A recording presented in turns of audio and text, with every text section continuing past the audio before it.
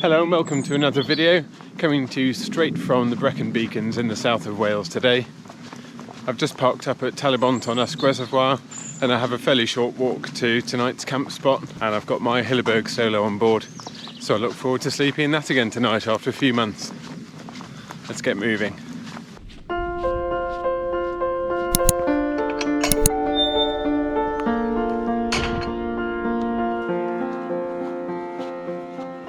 Today's walk isn't going to be a particularly long one. It's not even 4 miles, I don't think, from the car. And I'm doing something I wouldn't normally do, and that's to retrace my steps and camp somewhere at least very close to where I've camped in the past. I normally like to take new routes and see new places, put the tent somewhere new and wake up to a different view. But this camp was a really good one last time I did it. And I've ended up a little bit short on time today as well. I'll go into that later. But for now we've got some climbing to do to get up onto the top horseshoe ridge. But I won't be camping near any of the well-known hills because I don't really want too much human company, to be honest.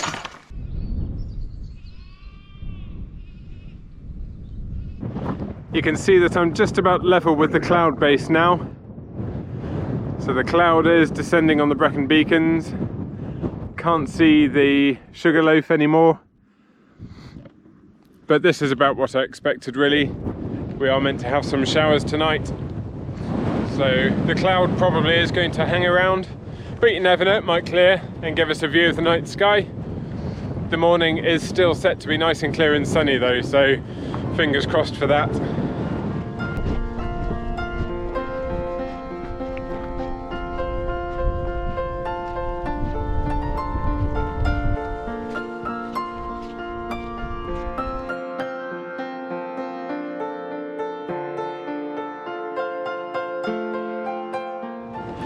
I'm near the top now, at around about 750 metres.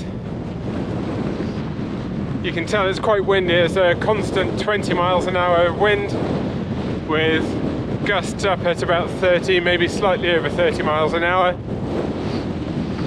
It's not necessarily raining, it's just the fact that we are walking in a cloud and it's windy, so it's basically just moisture in the air being blown at me.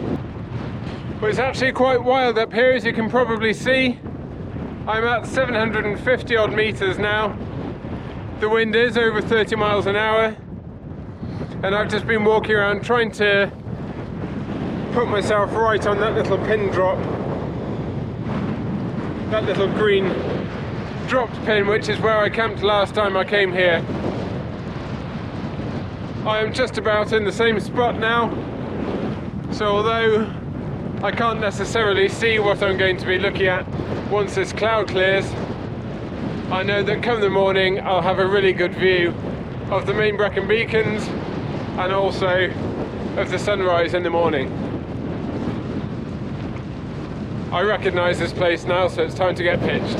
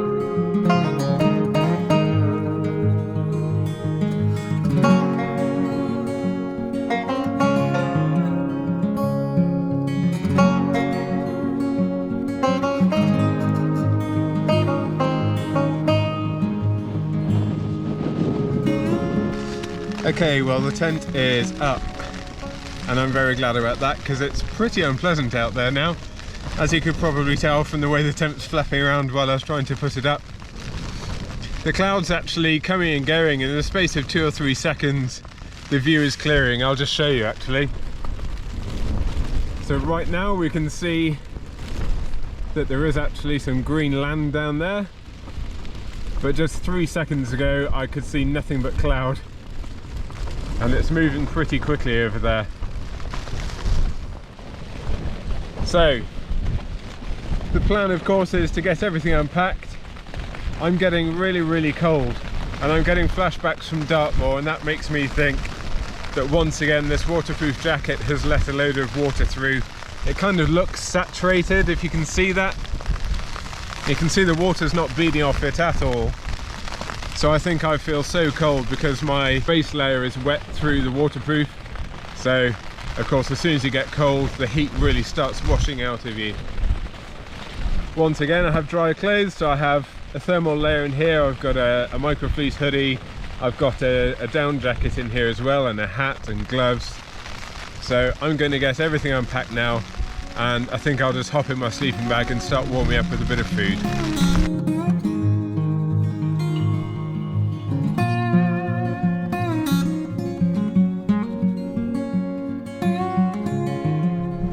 As you can see, I'm now fully wrapped up in my sleeping bag. I've had a full change of clothes now because I did have some wet clothing underneath. So I've now got thermal base layer on top and bottom, got a nice warm hoodie on, got my nice new waterproof sealskins hat on, which my girlfriend kindly gave me for my birthday, and now I've got to the point where it's time to have some hot food, get some heat back in me again. I'm on the spicy sausage pasta from Wayfarer tonight, just enough to cover the bag, and then get the stove lit.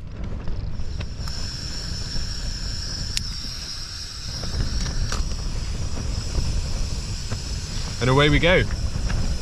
It doesn't look as though my waterproof jackets necessarily let that much water in, so I don't know, I didn't feel quite right on the walk up here really. I've never walked so slowly up a hill in my life, I don't think. I normally like to just pick my heart rate and just keep working until I get to the top of the hill.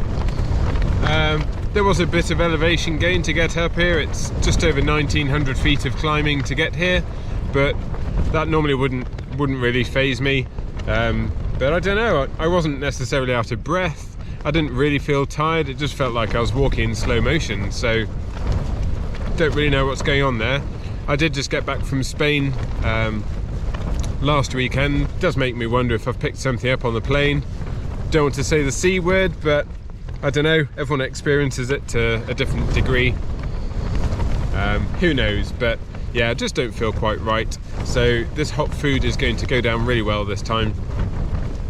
I've also got a pudding, sticky toffee pudding tonight, which I'm really looking forward to. It was only a 4-mile walk, but for some reason it just seems to have taken far more effort than it should have done. So this beer is going down really well. Hot sausage and pasta, hot sticky toffee pudding to come, and I'm looking forward to just getting some sleep, to be honest now. It's still windy, as you can hear. It's probably still about 20 miles an hour, 25-30 mile an hour gusts. This tent is solid. We all know that the Hilleberg Soulo is a really solid tent, but because it weighs so much more than my Terra Nova Southern Cross 1, I'm starting to wonder now if I need this tent. I bought the Southern Cross 1 because I wanted to see what it would be like. It's claimed to be a 4-season tent. This tent is £900 retail now. The Southern Cross 1 I bought for less than half of that, so part of me thought I'm going to buy this Terra Nova tent and see what it's like. Does it live up to its claims? Is it half as good as the Soulo? I do really enjoy having this much space in a tent again. The Southern Cross 1 is much smaller, but I don't know, it's more of a fiddle to pitch. I did a tent comparison video, which you can watch if you just click on this link. I compared the pitching times, and the Soulo was significantly slower than the Southern Cross 1, and I got absolutely freezing pitching this tonight. It's When I bought it, I thought this was a really straightforward, quick tent to pitch, but the Southern Cross one is so much faster. And like I say, it's a really solid tent. The Soulo, the materials, the poles, they're really, really solid. It's got 3 poles compared to the 2 poles on the Southern Cross one. But because it's so much taller and its profile's not as smooth in the wind, it's not as aerodynamic, it means that it catches the wind quite a lot more. So yeah, it's taller, so it just acts as more as a sail. You can hear it's flapping around quite a bit now. The Soulo is known for being a bit flappy in the wind. That doesn't mean it's weak, it doesn't mean it can't take the wind, because these tents have been videoed and shown on YouTube all over the place, pitched in winds well in excess of 50 or 60 miles an hour. They have really proven themselves, so you don't really need to question this tent in foul weather. But I can't help but think that the Southern Cross one gives itself an easier time in the wind because it's so much more aerodynamic. And that also means that it's quieter. So, I don't know. It's making me ask some questions anyway. It's really good to be back out in this tent because I have missed it. I haven't camped in it for a good few months now. I do still love it, but I just wonder because, yeah, the Southern Cross one has proven itself to be a really, really capable tent, really useful tent year-round as well, I think. Anyway, I could waffle on about that for half an hour, so I'll stop now. I think I mentioned earlier that I nearly didn't come out camping today, and it's just because I was struggling for motivation, really. I've been looking forward to getting back out in a tent again because it's been 2 weeks, nearly 3 weeks, which feels like quite a long time because I had a really good run in sort of March and April where I got loads of camps in. It was really good fun making the videos as well, getting the videos out there. As I mentioned, I've been away to Spain for a holiday, which was really, really good. And then I've had a week back at work, and I was just really looking forward to getting back out into the hills. And then when the day came today, I just couldn't make my mind up. I was umming about whether to come to Wales or go back to Dartmoor. I've been wanting to come back for Wales for weeks, but I just kept throwing barriers in the way. Really, I'd look at the weather and suddenly the forecast wasn't looking so good in Wales and it was looking better in Dartmoor. So I was just thinking, why not just keep it safe and go to Dartmoor? It's also a bit further to come to Wales. It takes 2 hours to get over here to the Brecon Beacons compared to about an hour and a quarter to get to Dartmoor.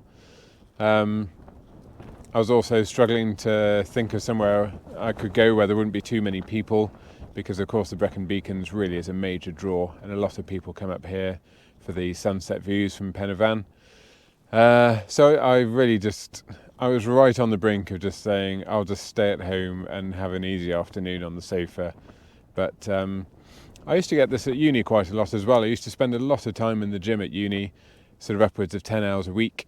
So inevitably some days I'd wake up and just think, can I be bothered with the gym today? And I got into a good rhythm, a good system of just telling myself to get my gym clothes on, get out the door, get into the car, and then I could think about whether or not I wanted to go by the time I was in the car on the way. And of course, by the time you're in the car, of course you're going to go. You get it done and you always feel good afterwards. That's the main thing. So I just told myself, well, if you always feel good afterwards, why would you not go? So I just sort of overruled myself, cancelled any decision making prior to going to the gym, and I just went every time. So I had to get back in that same mindset today. I thought, well, you never go camping and you don't enjoy it, you don't get something good out of it. That never happens.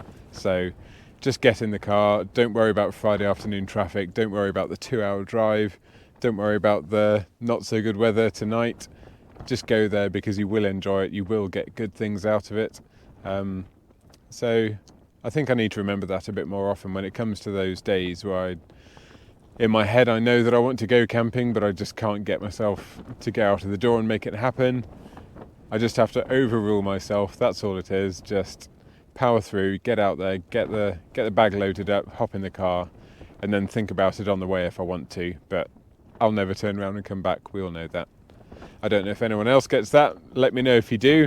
I think we all love the outdoors. but sometimes for some reason, whatever that reason may be, it's not always easy to make yourself do something that you like doing. I don't understand it either, but I'd be interested to see if anyone else ever gets like that. Well, the rain's stopped now from the sounds of it. The wind's picking up a little bit more, but I'll sign off now, get the earplugs in and get a bit of rest. I'll see you in the morning.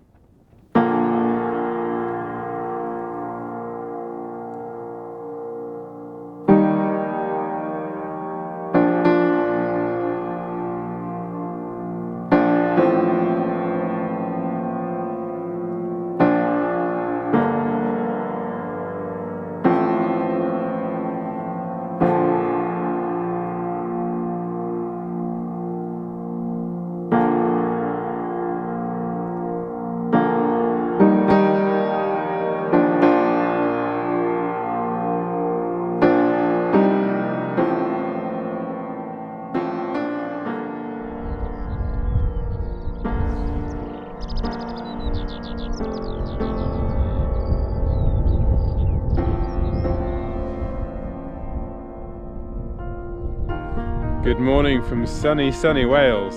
Look at that sunrise.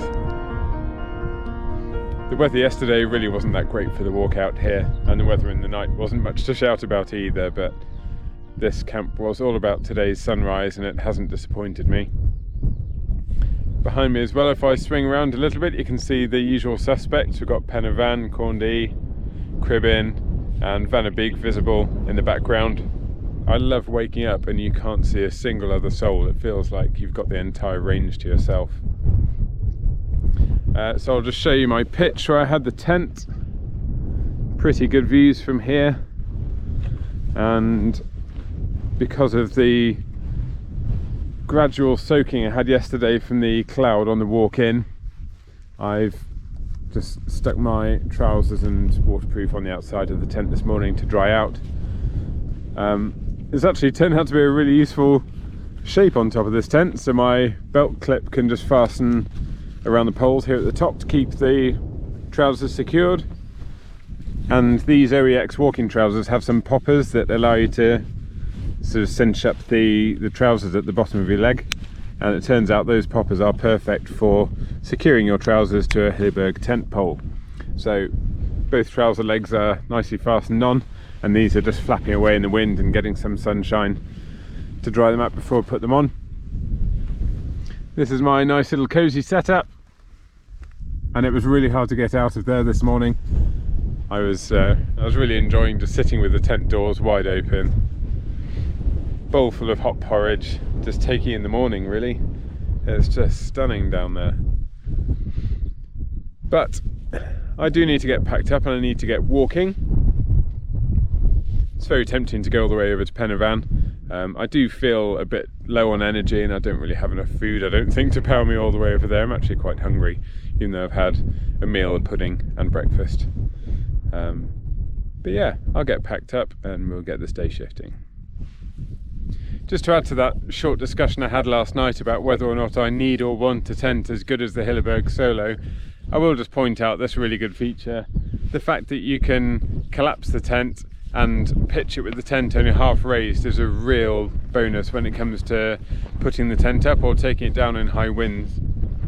You can see right now the tent's only half its normal height when it's fully clipped up, and that just takes away all that wind drag that will try and tug away at the tent and try and rip any pegs out of the ground or anything when the winds are high. That's an area where the Terra Nova Southern Cross one doesn't score as well as the Hilleberg Soulo. It's you have to be a little bit more careful when you're pitching it or taking it down in wind, whereas that's exactly what this is made for. And although this has many really strong features, this is maybe one where I'd really notice the difference between the two tents. That's everything back in my bag. You can see on the ground behind me where the tent was. Not a sign I was there, leave no trace as usual, although I did leave a trace on my face from the sticky toffee pudding I had after dinner last night, so sorry for not getting myself fully cleaned up before filming. So my plan now is to go for a little bit of a walk. I was going to go all the way over to Van y Beag, but I'm already a bit hungry, like I said, so I'm just going to go for a little bit of a wander along the tops here. Vannebeek is a bit further on over here, but you can see Pen y Fan here and Corndee. There are lots of little tiny silhouettes on top of Pen y Fan, which you probably can't see, but yeah, Pen y Fan's a very popular place to go and catch the sunrise from. It's only about a 4-mile round trip, 4.5 miles I think from Storey Arms, so in 2 or 3 hours you can nip up there, catch sunrise and head back to your car. It's really popular for that. But yeah, I haven't seen a soul down here, which is fine by me. So I'll head out on my short walk now. It's going to be maybe 5 or 6 miles once I get back to the car. I'm going to stop at the Canadian Memorial by the Wellington bomber crash as well on my way back. I haven't seen that yet, so I look forward to seeing it.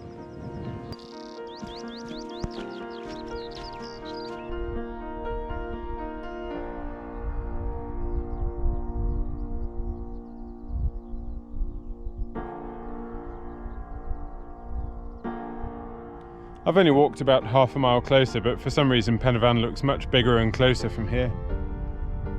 I can still hear everything from cuckoos to skylarks to sheep. I'm going to turn around now and I'm heading for the Canadian War Memorial, the crash memorial, and then it's mainly descending for me back to the car.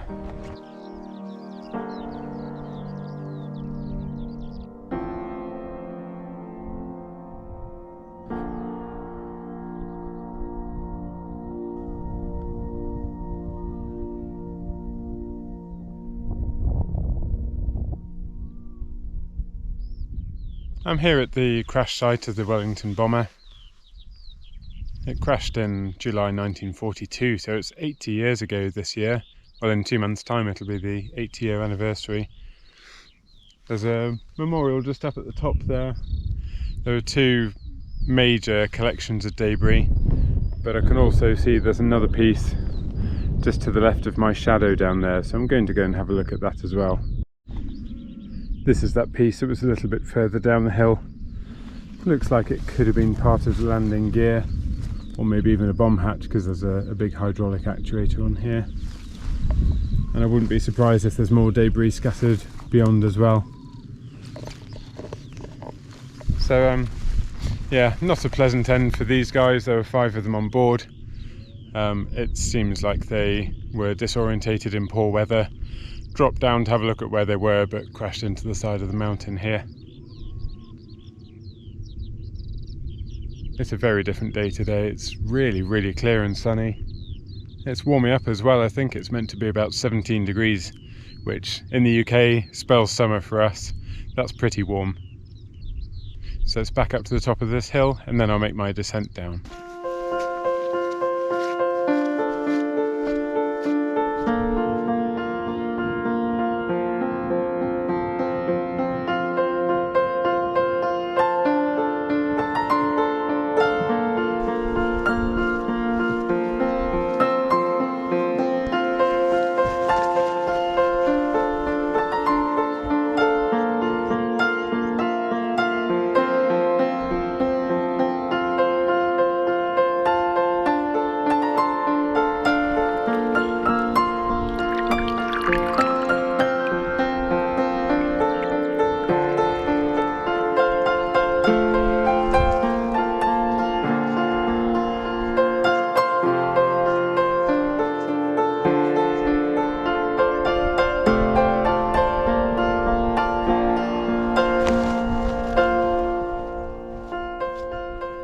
I'm down at the woods now and it's about 10 minutes back to the car, and today's walk is only going to have been about 4.5 miles, but it's been really good.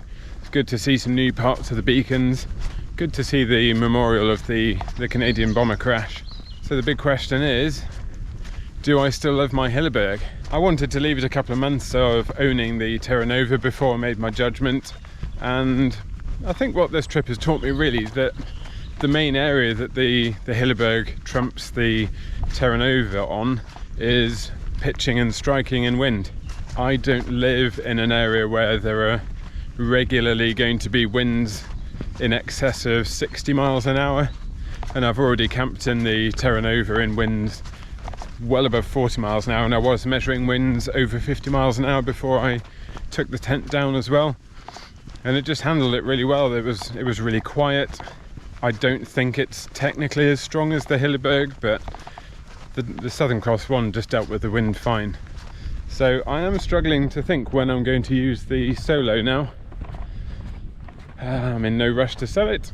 I enjoy owning it, if that makes sense, but I think its use will be limited now because the Southern Cross one is just doing everything I need, really. And it's time to end this video.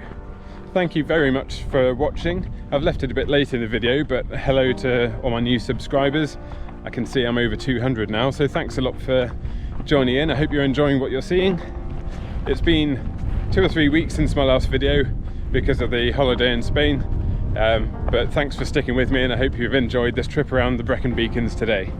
I'll see you on the next one.